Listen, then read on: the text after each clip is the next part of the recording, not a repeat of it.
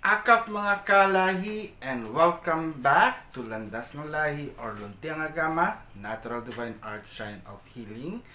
And I am Apodman. And I'm Lakay, Magbaya Gama. And tonight we are going to continue our discussion about the wish making process. And last week we have shown you an example of how to make a wish using candles.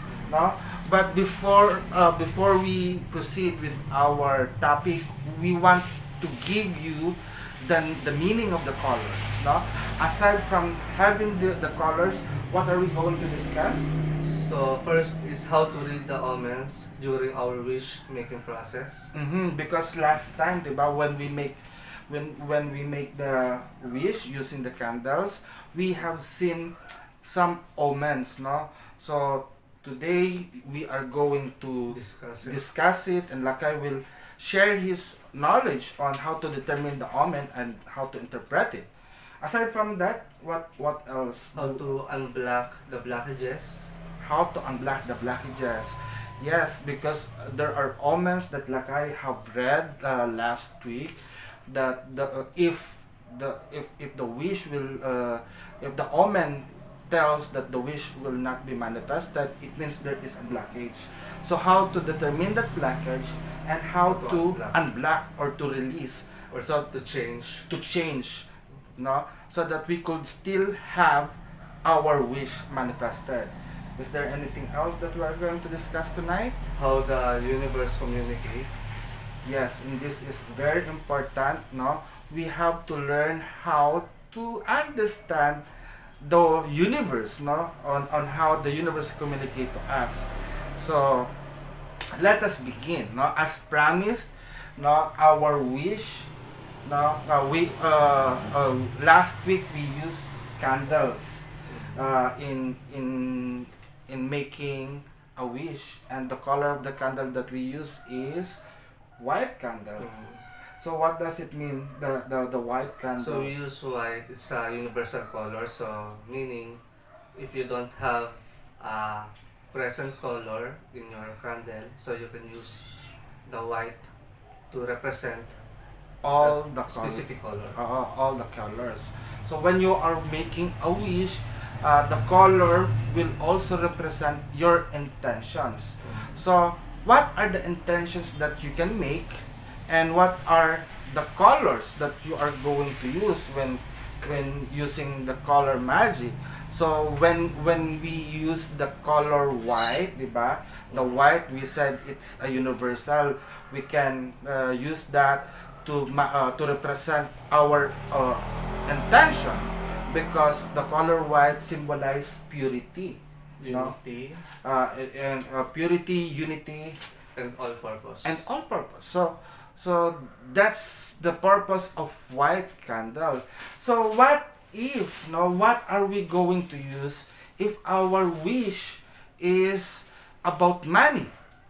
So based on our research, we can use the green. Green color. Actually, this is dark green, and there are many shades of green. So you can use the all shades of green. So aside from requesting money, what else could the green color give? No? So the green it symbolizes the prosperity, the abundance, the growth, then the healing. And indeed, that's why if you notice, the name of our shrine is Luntiang Agama. No? Luntiang Agama, Natural Divine Art Shine of Healing. Because we patterned the Luntiang Agama. Luntian is the Filipino word for the color green. And for me, personally, it represents the color of life. Why life? Because it is the color of the plant and the leaves that grow, no? That grow. So for me, it represents growth, and then at the same time abundance. Like I said, it corresponds to prosperity. Since it is green, it is also the color of the leaves and the plant. It could give us life and good health, no? At the same time, the color of money is green, no? So the dollars that you have is green. Oh, I don't know with regards to other country or even us, the green color is gone already, no? It's the 5 peso bill. But for us, it's paper money, and paper comes from plant, so it's green. So what other colors we could use and to represent our intentions? So if our intention is connected to the spirituality, to our higher self, into the goddess or God, Mm-mm. so we can use the color of violet. The color of violet, no? It is also common when during the Holy Week, no? They put violet veil, and it represents divinity. And at the same time, the color violet corresponds to the higher vibration, no? The violet flame. So from the spectrum of color, the lowest is the infrared or the red light or the red, and the higher is the ultraviolet, no? Violet ray. Yeah, ultraviolet ray, wave, and Or rays. or so whatever. No, we will have more discussion on chromatology in the future. No, It also represents the crown chakra. yeah, it represents also the crown chakra, which is the spiritual center of divinity, no? Our connection to the divine. So what else? What color or intention? What if I am I want protection because there are dangers that I might encounter or I'm afraid, especially right now, no? We are in a crisis, or we have COVID-19, and I want to go out and people are crazy. So what color do I need to wear, or do I need to light up with using candle? So for the color of protection, safety, and grounding, we can use the color black. Yeah, so color black. So I'm wearing black. I don't know if it shows as black. So it is, even Lakay is wearing black, no? But you have a green shawl. Is this green? Bluish green, I guess. Bluish green or whatever. What I discovered during our lessons now in Hilot Academy. Now, there's the difference between a male and a female, because for a male, no, for us as a guy, this color is green, and for me also this is green, no. Pero for a girl, for a female, you have a wide eye to identify what kind of color is that color. For us, Every with shades. oh yeah, there There's are a name. shades and everything. But I hope I will learn that too, no? So we will study that. So what other color? If I have a red candle, no? What does it represent? What kind of intention can I make using Some the red they color? use the red candle for love, but Mhm. based on our research, it's not that red is not the color for love, but Mm. this color is for strength, passion, and vitality. Yes, indeed. Because sometimes we can associate also red to anger, And no? last, And anger and lust. But we can use that also to charge ourselves, no? It means also the courage. It might mean courage and strength. so that's why if you use candles or color candle for love, Mm-hmm. so they use both at the same time, the color of pink and then red. So you have to To blend it, complement, no? to You have to blend. complement in order to balance the energy. Although red symbolize our blood, but you have to mix it or to balance it by lighting also the color pink, so that true love may flow And sometimes red is also a color for sacrifices, no?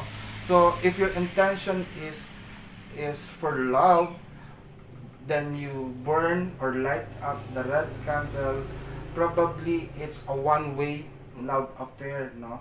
But in the pink, it's also combination of love, compassion, and nurturing. Love, compassion, and nurturing. Nurturing. So love, compassion, and nurturing. So that's the color of Pink. pink, no?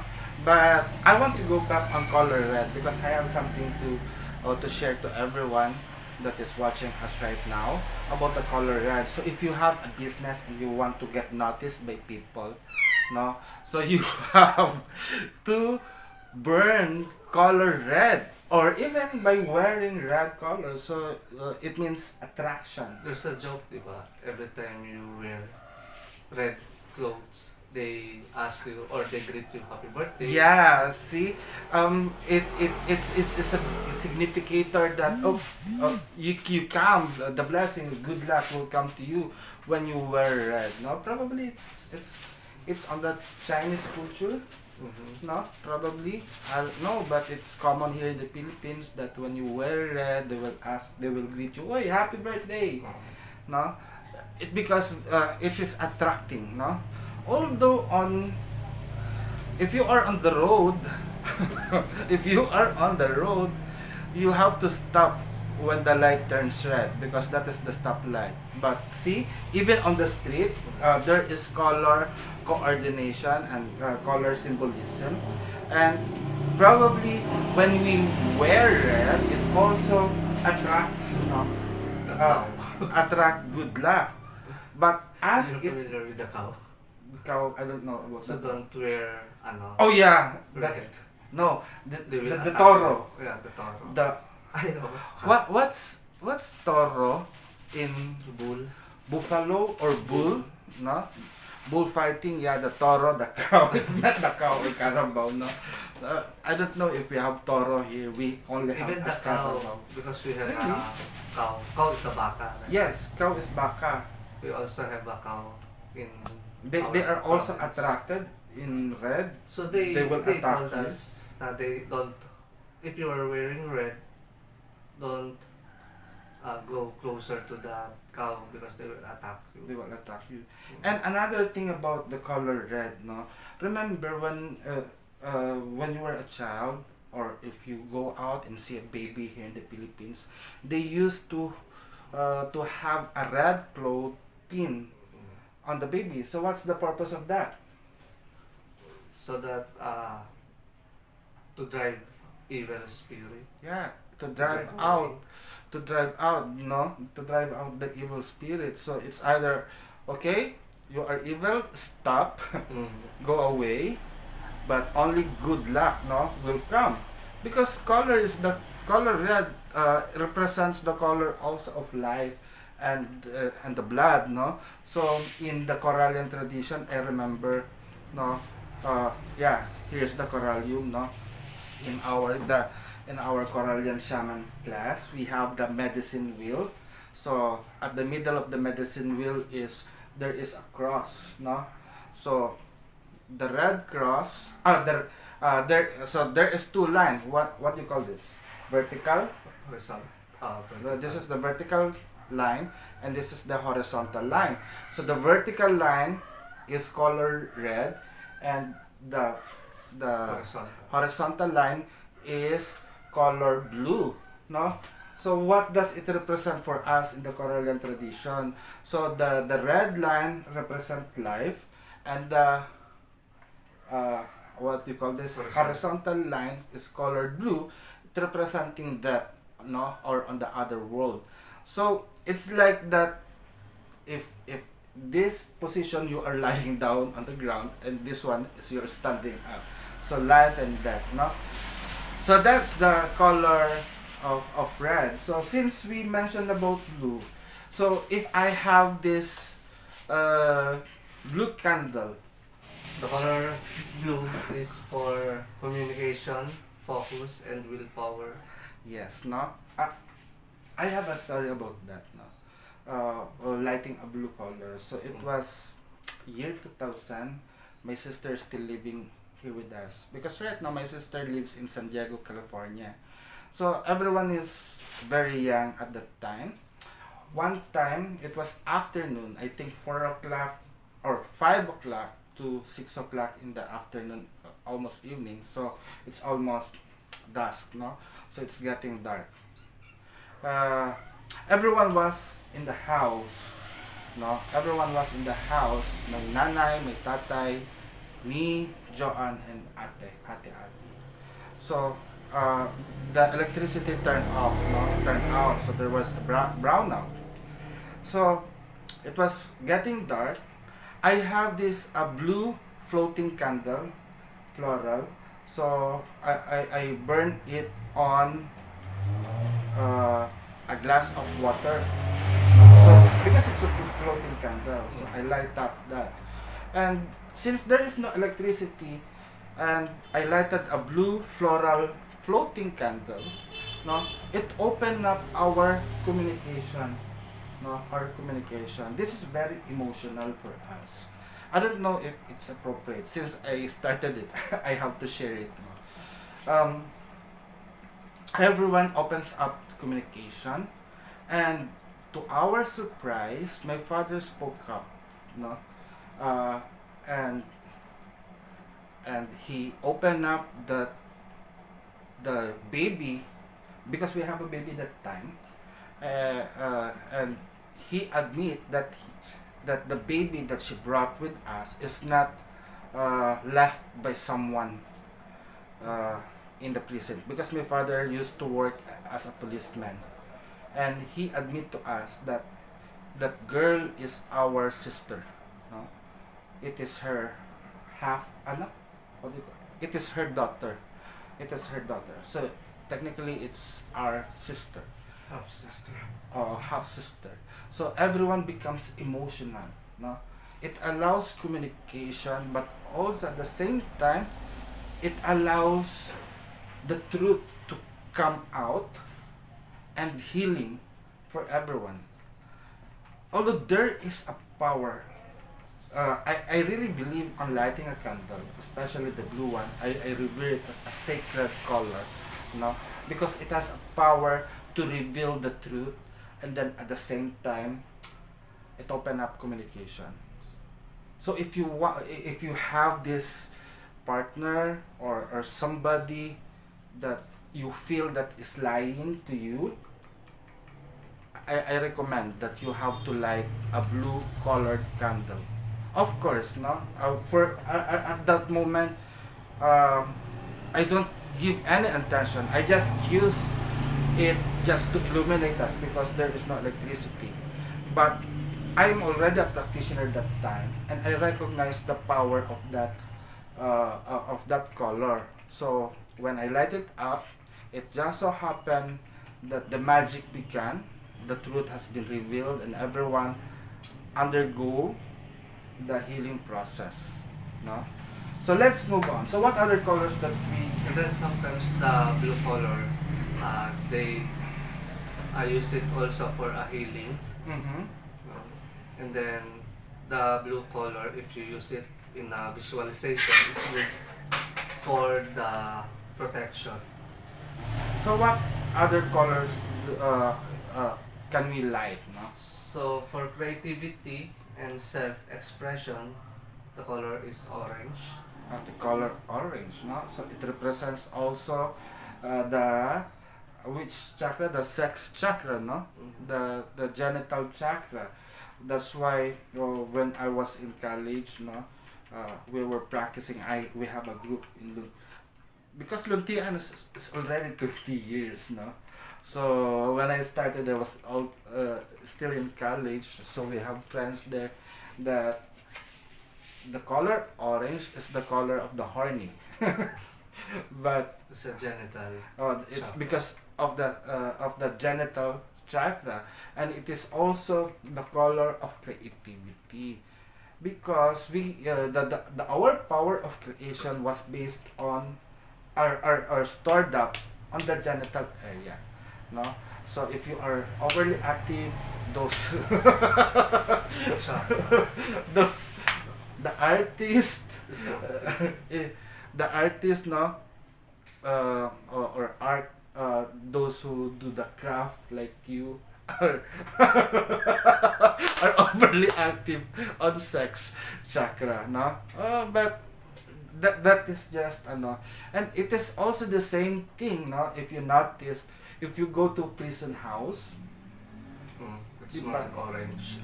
they used to dress up the prisoners or the inmates with color orange t-shirt, no? It's not because of they are criminals, but they are imparting the color orange to activate the creativity within them.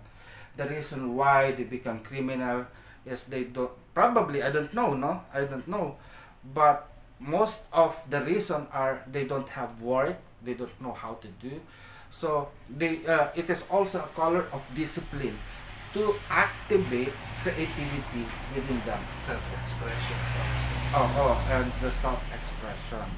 So let's move on to another color. More of orange na. So next is yellow. So for pleasure, happiness, and success. Pleasure, happiness, and success. I think also we can use also the color yellow for Intellectual. yes, intellectual, intellect, no, in matter of mind. So if you are if you are a student and you are about to take an exam, now before your examination, at least light up a yellow candle with the intention of passing the exam. But of course, no, don't just light up the yellow candle. Of course, you have to study, you have to read, no? So let your intention be in lighting the candle is that the light of the flame of the yellow candle will help you remember all the things that you have studied. So for me, the yellow candle is for power also. Mm-hmm. Self-power. Because it's located in the chakra in our Solar solar plexus. plexus. No, and it is also the color of, since our solar plexus, no, you can see the navel here, no, it is more active on connecting with other people, connecting or meeting new friends, no, or get Interaction someone.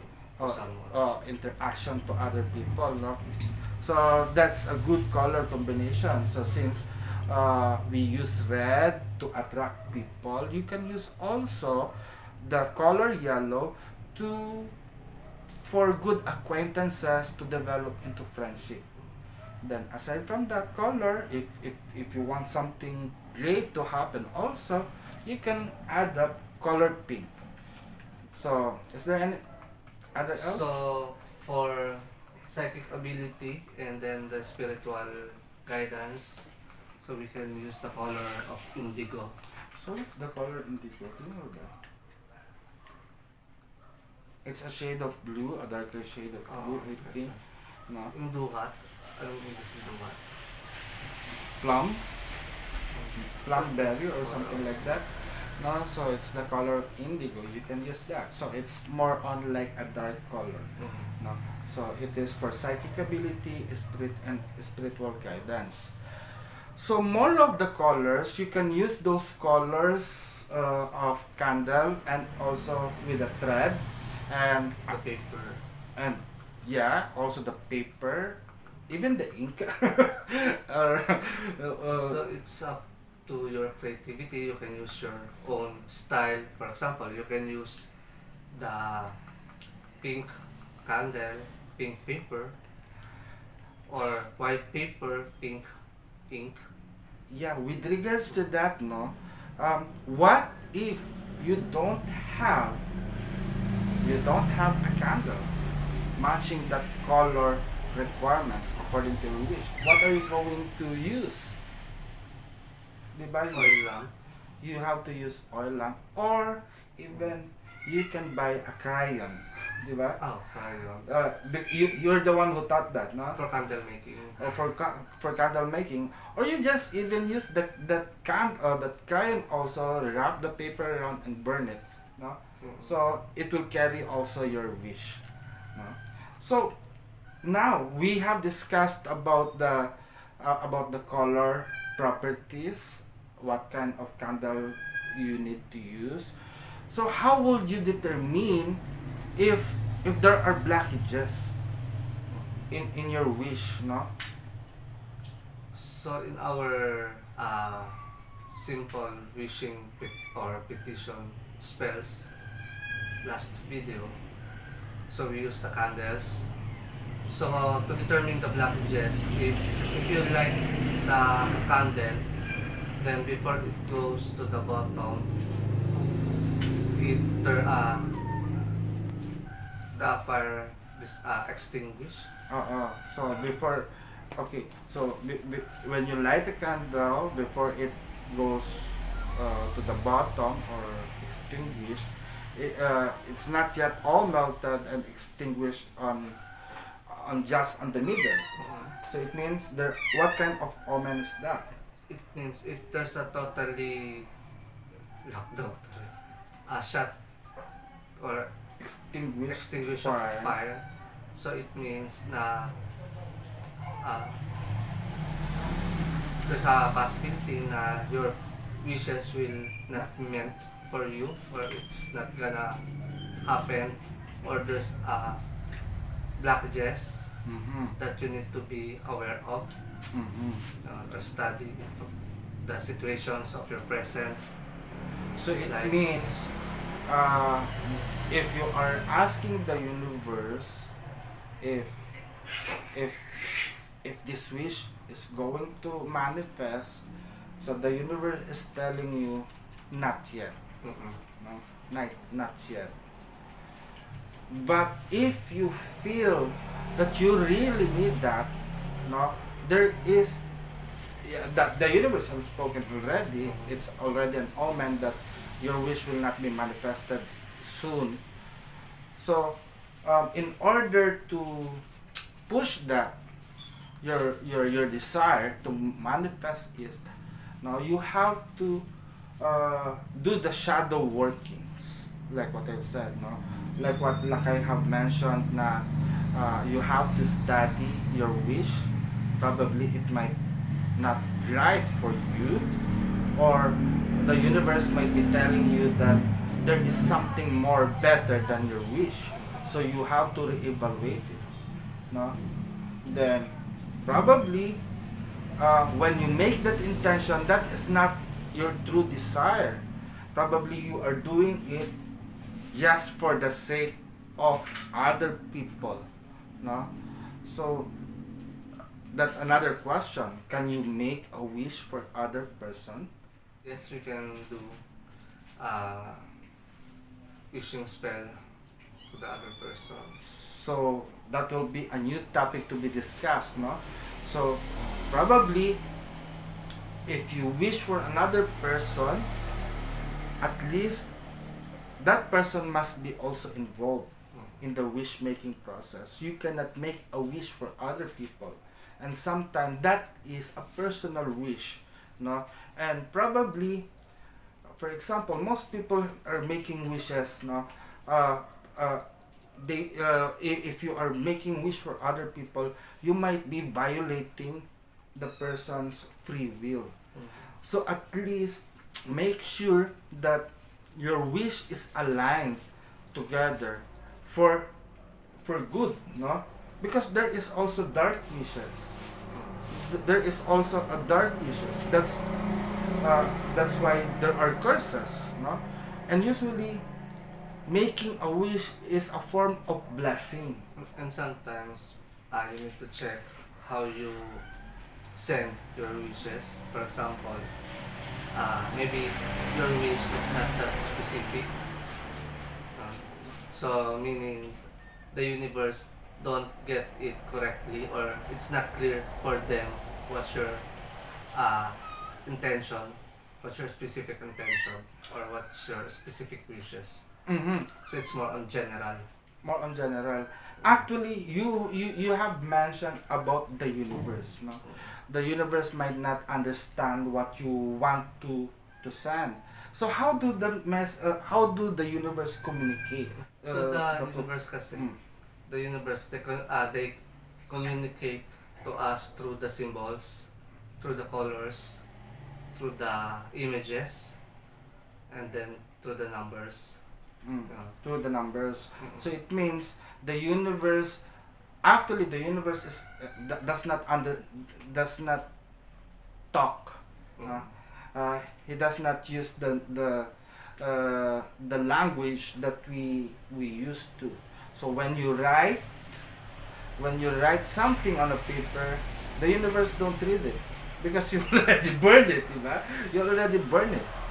But what the universe uh, can understand is our action, and the action that is produced by our emotions.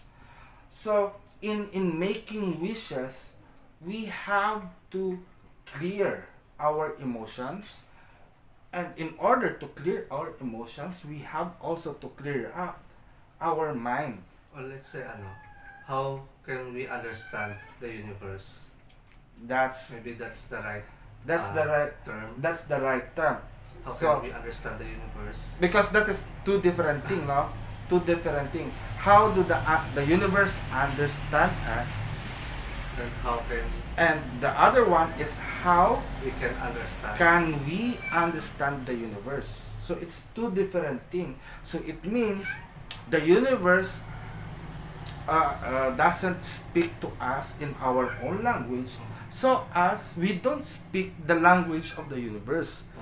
But what is amazing to us right now in Luntiang Agama, no, we are learning how to understand the universe, because the universe is constantly communicating with us. So one example, if there is a dark cloud during the sunny day, what does it mean? There's Coming. coming rain or See? thunder. So there's lightning. so the universe is telling us to bring an umbrella because it will rain. So the universe is communicating us through Symbols. symbols. Aside from symbols, omens, because most likely omens are also symbols, no? Symbols are images that is formed that has a meaning, no? And at the same time through sounds and through scents. So that's how the universe communicate with us. Is there any other form that the universe can communicate to us? We can use or we can access the nature itself, like animals, trees, the four elements, fire, air, water, and earth. Then the emotions. And the emotions.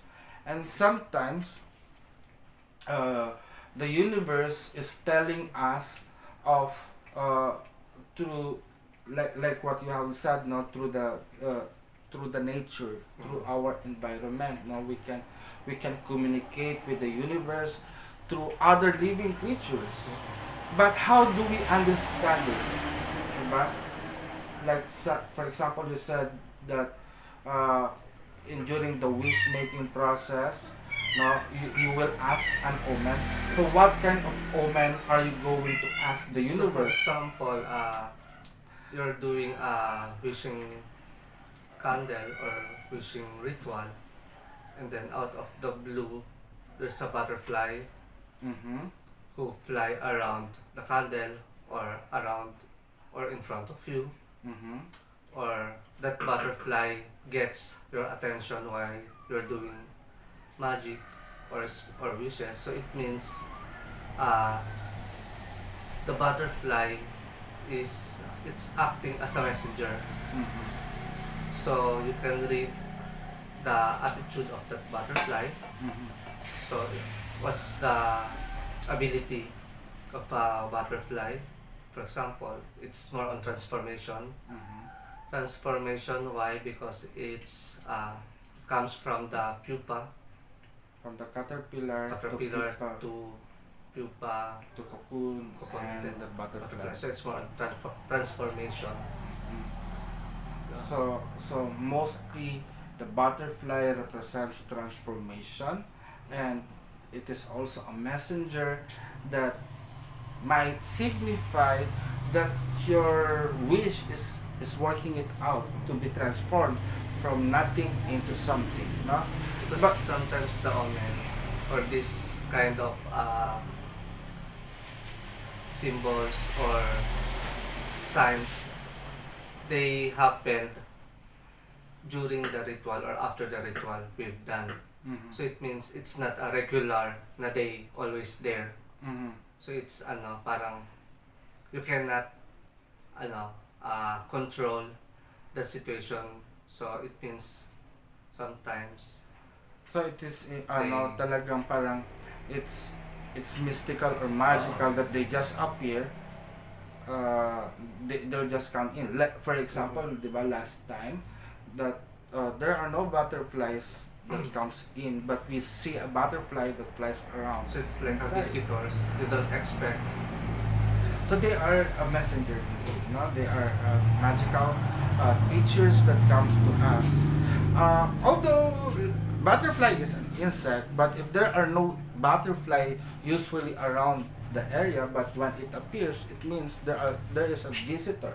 No, there's magical creatures that tells you, hey, your wish is going to happen, or sometimes, according to the myth, no, sometimes it was the spirit or or incarnating into a physical form, because the spirit, we cannot see the spirit, so they are taking form so that we could understand the message of the universe. Then sometimes if I encounter this kind of blockages during the ritual, for example the candle, so what's I'm going to do is I will light it up again until it burns, Mhm. and then for example tomorrow night I will do the same ritual, same time, Mhm. same petitions. So it means there is a duration. So you need to do it again. So there is a formula Block on it. making a wish, no? Mm. So what's that formula again? It's The number that you said? it's parang if there's a blockages, you need to repeat the ritual 3 times consecutive 3 nights or 3 days. So you don't have to skip. So if you do it today, you do it tomorrow, and the other day. Sometimes 3 days or 7 days. So that's how Depends we on the can boost our wish to be manifested. No? So it's not just a one day working. So you have to continuously. So it's like it's like having a novena. You don't just pray For one time. one time only, but for 9 consecutive days. No, you have to pray that, because there are also novena that is done that 7 Fridays, no, or 7 Wednesday. But this wish, no, you have to do it 3 consecutive days or 7 consecutive days, or depending, no.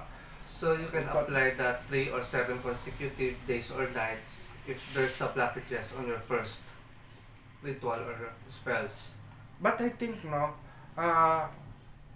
as I help other people also, we have also to determine if your wish are short term or long term, no.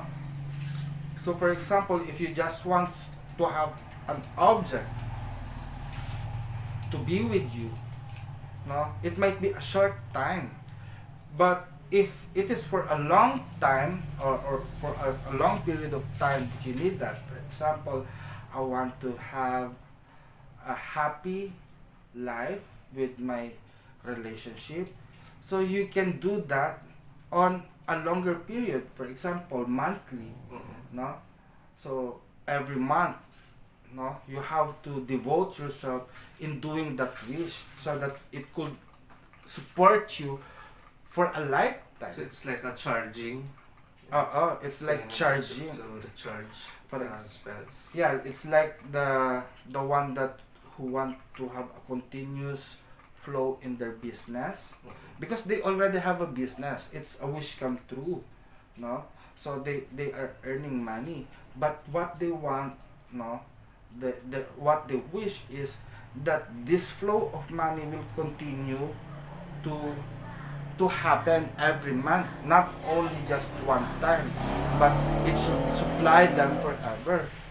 So what I advise here is you do it every new moon, or you do it every full moon And then to sometimes- recharge. That your term is recharging. It's like when your battery, when your cell phone is low bat, no, you have to charge it up so that it will be energized again and it can be used.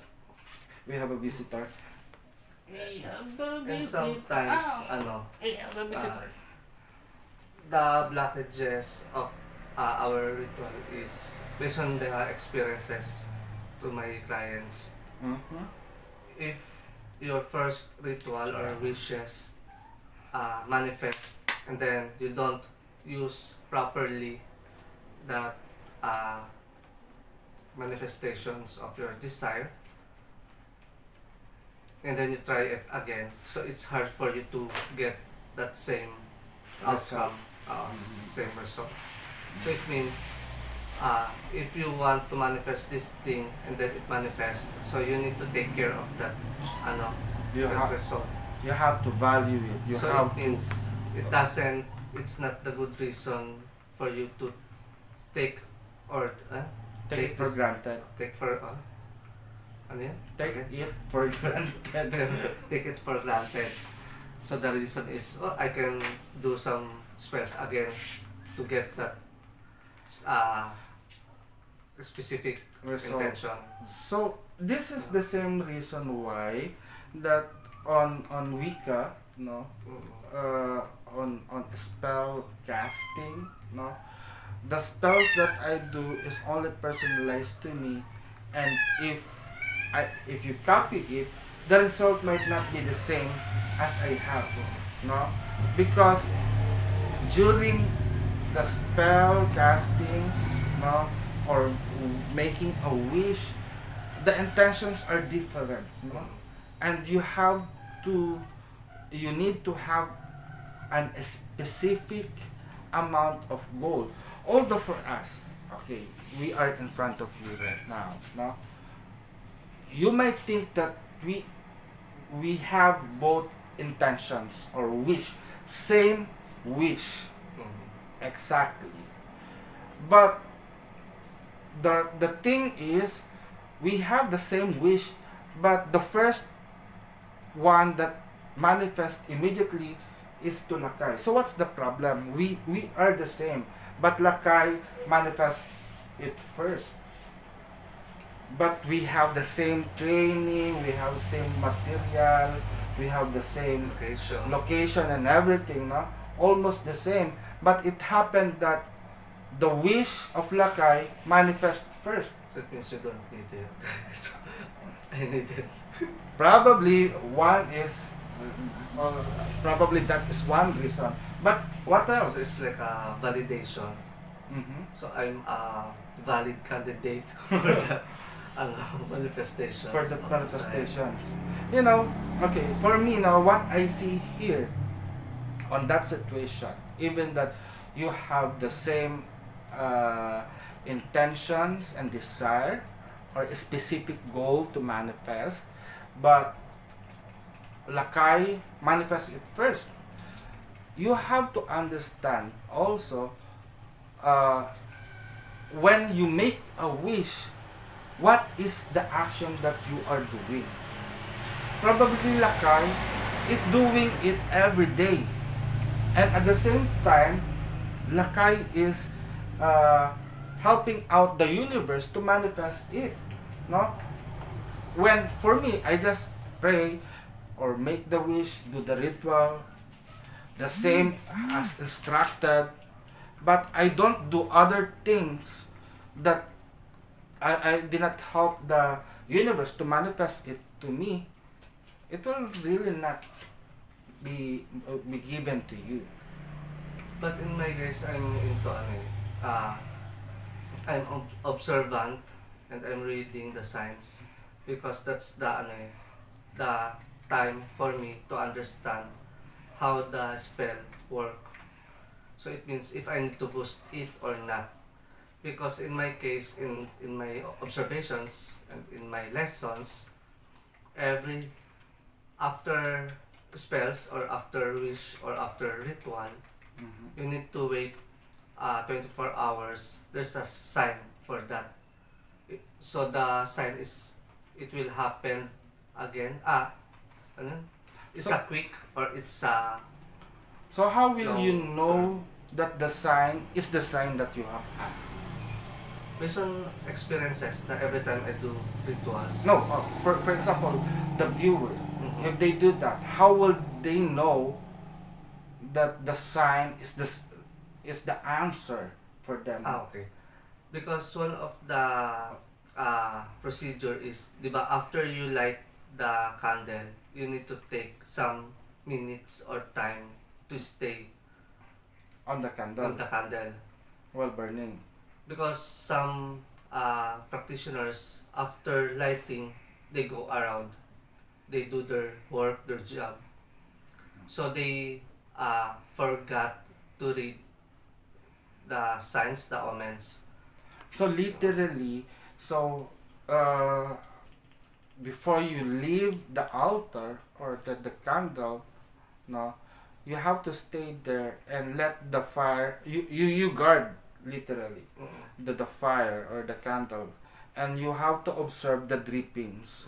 If it forms into a sign, then So it's like ano, before raining, mhm, so you will see or you can hear where's the rain starts before it comes to you.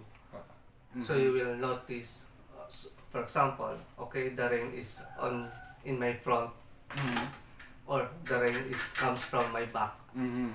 So it's like that. So you're reading the The sounds, energy, the the energies. sound energy So during the that they spells, provide. you're reading also you're reading also the flame, the smoke, the paper, the candles, and the then wax.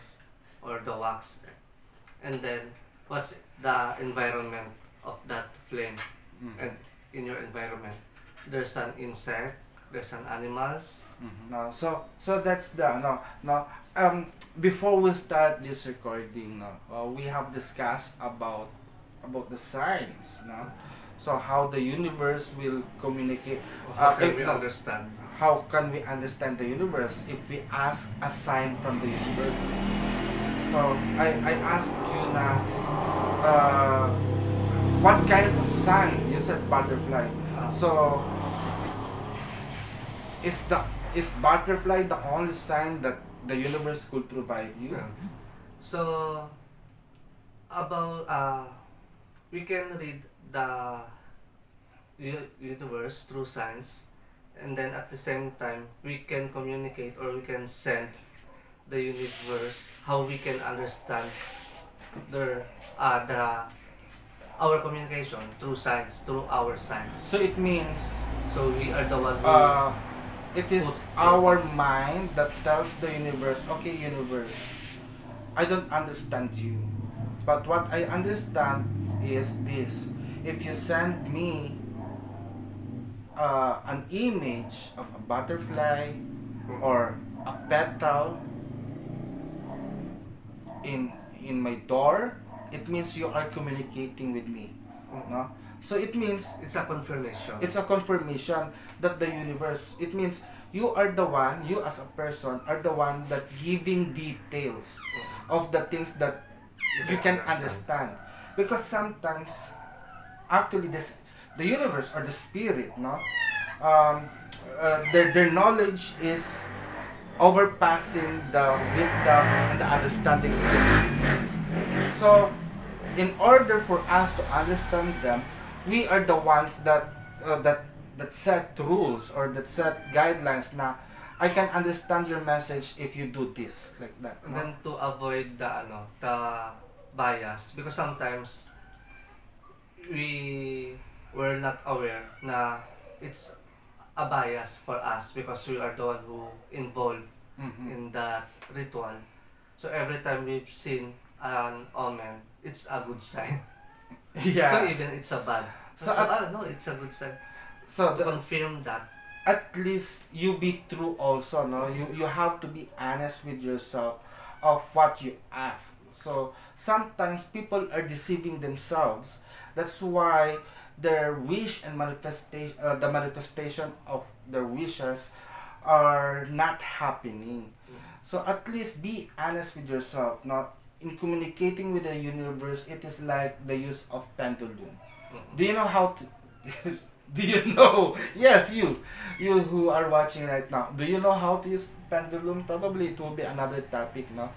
Because in using pendulum, you are uh, designing or programming your necklace or your pendulum on which direction that will, because the pendulum is a tool that you use to communicate with the universe, so that the form of communication that you will have is to answerable only by yes or no.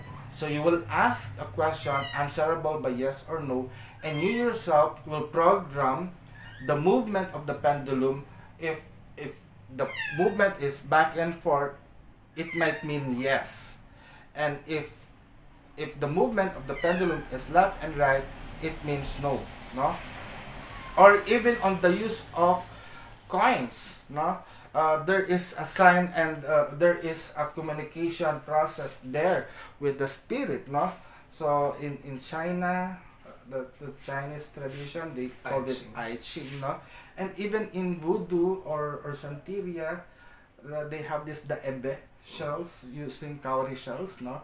We are also using that, but it will be another topic, no.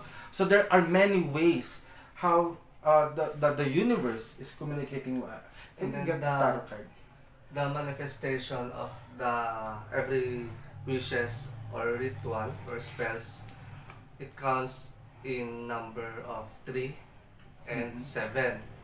So meaning, if you do a ritual or wish tonight, so you need to count the 3 days or 7 days. 3 months, 3 weeks, or 7 weeks, or 3 months, or 7 months, 3 years, or 7 years. So So it means that's the number of manifestation that your wish is in yours. you will have manifest. You have already, So that the number of the that wish is already in your hands. in your hand. So that's the duration on how your wish will manifest. It might be, we can have it in 3 minutes or 7 minutes. Go to 3 hours to 7 hours, or 3 days to 7 days, 3 weeks to 7 weeks, 3 months to 7 months, or 3 years to 7 years. So it depends, no. So at least now, we have given you some techniques how to boost uh, how to boost the manifestation power of your wish. Then we have shared to you also some techniques on how to unblock the blockages so that your wish may happen.